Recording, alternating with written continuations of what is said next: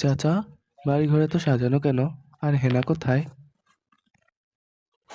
তুমি জানো না হেনার বিয়ে হয়ে গেছে?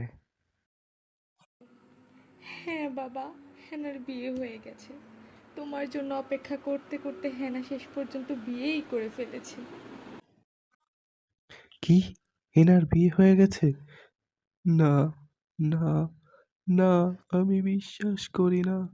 না, হেনা। প্রেমের সমাধি ভেঙে মনের শীতল ছিঁড়ে পাখি যায় উড়ে যায়। তোমায় পাবো না জানি, শুধু চোখের পানি দিয়ে গেলে আমার। থাক বাবা, কষ্ট পেও না। কষ্ট পেয়ে কি আর হবে, যা হওয়ার হয়ে গেছে।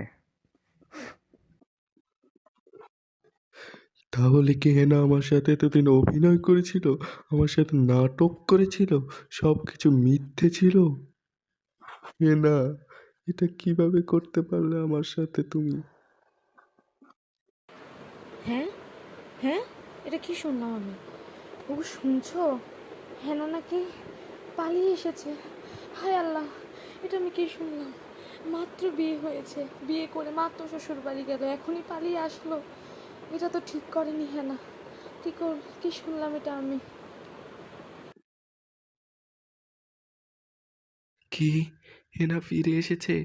হেনা আমার ভালোবাসার টানে ফিরে এসেছে? আমি জানতাম হেনা আমাকে ধোঁকা দেবে না।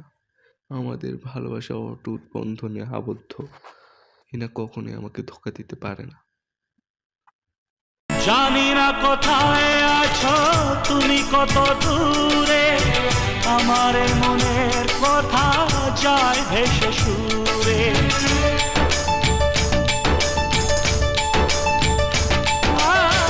জানি না কোথায় আছো তুমি, কত দূরে আমার মনের কথা যায় ভেসে সুরে।